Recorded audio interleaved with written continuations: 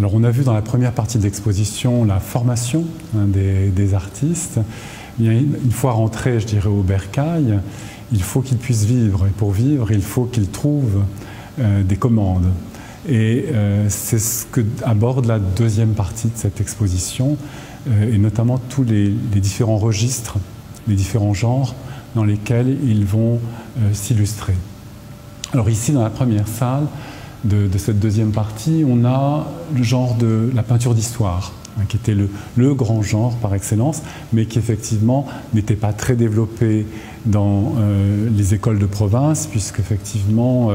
c'était quelque chose qui était plutôt réservé à Paris et à l'histoire nationale. Et il y a vraiment le désir de ces artistes dauphinois de faire rentrer certains épisodes de l'histoire locale dans la grande histoire nationale, comme par exemple le retour de Napoléon de l'île d'Elbe et son passage à Grenoble. Et dans cette grande fresque d'Alexandre de Belle, eh bien, on a l'arrivée de Napoléon devant la porte de Bonn à Grenoble, et donc la célébration effectivement des Grenoblois du retour de l'empereur en France. Alors c'est Alexandre de Belle, conservateur du musée de Grenoble, artiste également, puisqu'il faut savoir qu'au XIXe siècle, la plupart des conservateurs de musées étaient eux-mêmes des peintres ou des sculpteurs. Alors dans les sculpteurs, Rambaud qui est sculpteur qui malheureusement est mort assez jeune et dont la dernière œuvre a été consacrée à un hommage à Berlioz. Berlioz, grande figure là aussi du Dauphiné, donc avec ce marbre magnifique qui a été restauré pour l'occasion et qui représente donc Berlioz mourant sur son fauteuil, entouré de ses œuvres. Et c'est une œuvre tout à fait extraordinaire qui était grise pour ne pas dire noire et que la restauration avait véritablement révélé comme un des chefs-d'œuvre de la collection de sculptures du musée de Grenoble. Autre genre qui va être développé, c'est celui du portrait, bien sûr, qui est beaucoup plus accessible. Et de fait, on a un certain nombre de grandes personnalités qui vont se faire représenter. Ici, vous avez un des maires de Grenoble, mais également la galerie des portraits dauphinois qui va être créée au sein de la bibliothèque municipale de Grenoble, avec, à travers un ensemble de bustes, des figures emblématiques de l'histoire dauphinoise qui sont donc représentées, et cela va de Vaucanson à Louise de Revée en passant par Théodore Auquelin ou Mounier, bien sûr. D'autres personnalités comme des savants, là ici on a un grand chimiste qui s'appelle Raoult, qui va être représenté par Édouard d'Avril. D'Avril, qui est véritablement une révélation pour nous dans cette exposition. C'est un des grands peintres dauphinois, des grands portraitistes dauphinois qui avait été un petit peu oublié et que cette exposition permet de remettre, je dirais, à sa juste valeur et juste place. D'Avril, on le retrouve dans une autre section qui est consacrée à la scène de genre. Et par exemple, vous avez ici un mur consacré à la vie rurale, à la vie paysanne, et notamment très très joli tableau de d'Avril qui représente justement les travaux en hiver faits par les paysans. Donc on voit de jeunes gens en train de tailler des bois pour fabriquer certainement des instruments. Un autre tableau tout à fait saisissant dans ces scènes de genre, c'est un tableau de Tancrède Basté qui représente une confrérie de pénitents blancs lors des rogations, et où on voit que sur un sujet qui est pas si facile que ça, avec tous ces personnages qui ont des visages tout à fait extraordinaires, eh bien, l'artiste finalement nous parle aussi de la peinture, avec tous ces dégradés de blanc, tous ces jeux de plis qui montrent tout le savoir-faire et tout le talent de Tancrède Basté, qui est un artiste qu'on retrouve de loin en loin dans l'exposition. Alors, là on était encore, je dirais, dans les intérieurs. On va aller au dehors de la ville, et avec ce renouveau de l'art du paysage au XIXe siècle, eh bien, on a un certain nombre d'artistes à Grenoble qui vont véritablement se faire remarquer, comme Jean Achard, qui est considéré un peu comme le père de l'école de peinture dauphinoise. Et on a de très belles vues de Grenoble par Achard, qui représente un Grenoble un petit peu disparu, qui fait rêver. Alors les montagnes sont toujours là, les bords de l'Isère ont quand même bien changé. Et puis les environs, alors ce sont certes des vues qui s'appuient sur un certain nombre de croquis faits en extérieur, mais souvent après,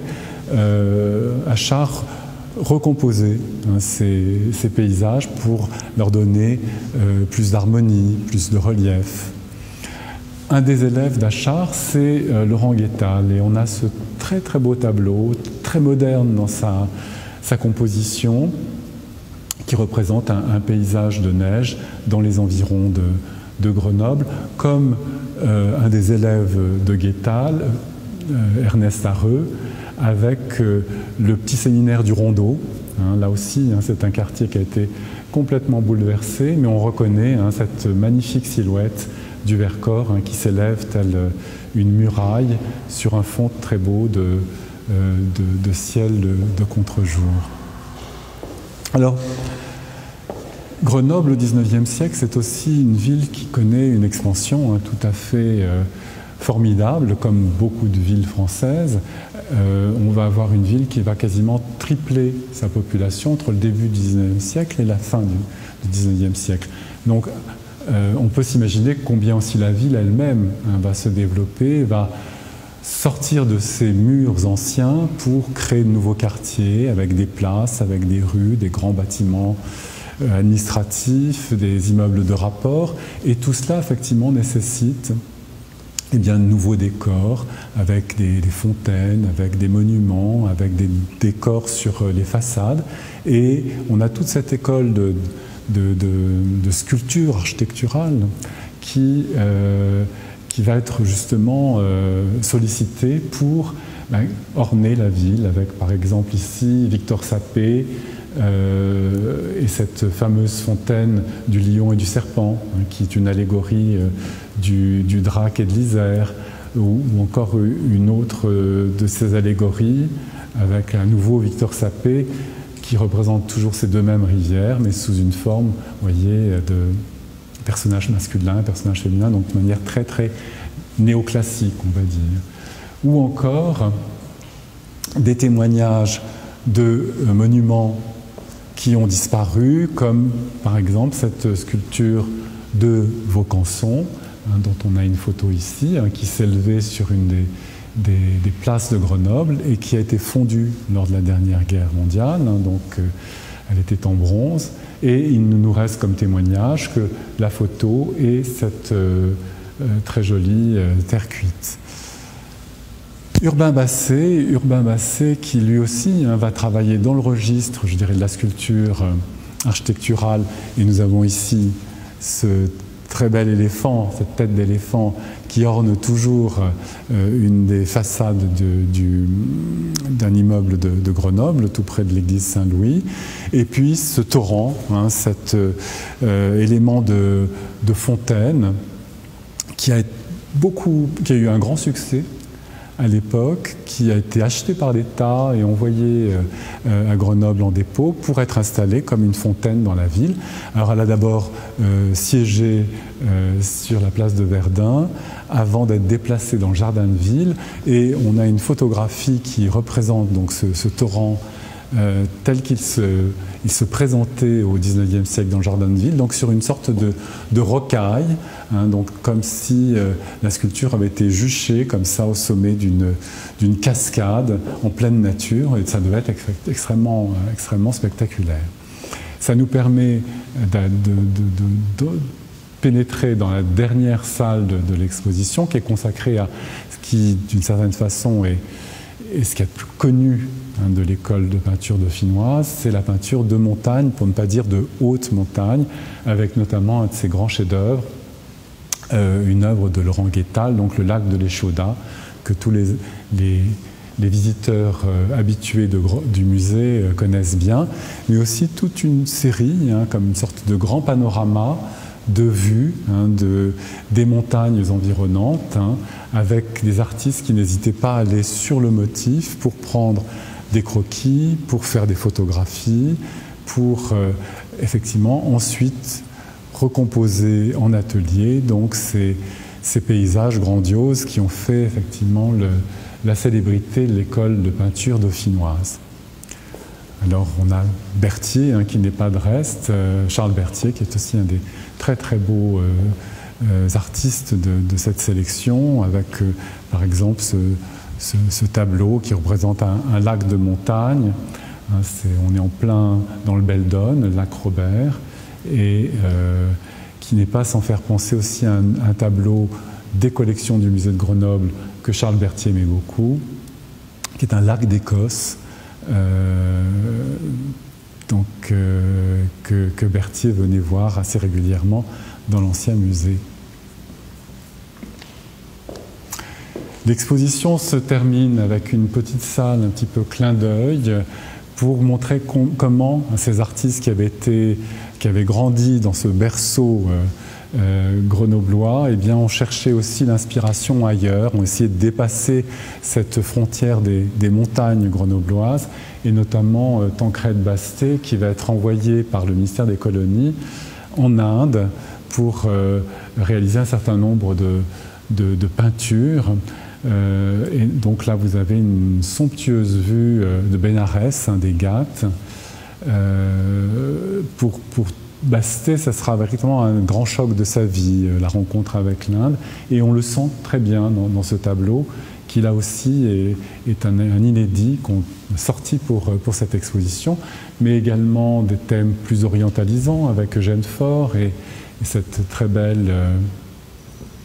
femme portant donc sa gerbe de blé et sa corbeille de fruits, donc on des enregistres plus décoratifs, ou même avec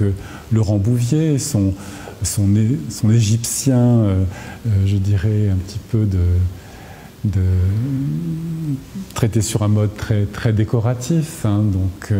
Et enfin, le tableau peut-être qui ouvre le plus vers la modernité, Jacqueline Marval avec les Odalisques, qui est vraiment un des chefs-d'œuvre et de Jacqueline Marval et de la collection d'art moderne du musée. On est au tout début du XXe siècle et véritablement, là on sent déjà tout ce qui va transformer cette peinture qui était née donc je dirais dans ce cercle dauphinois vers un langage qui est celui de la modernité et d'une révolution formelle, celle du XXe siècle, de l'art du XXe siècle.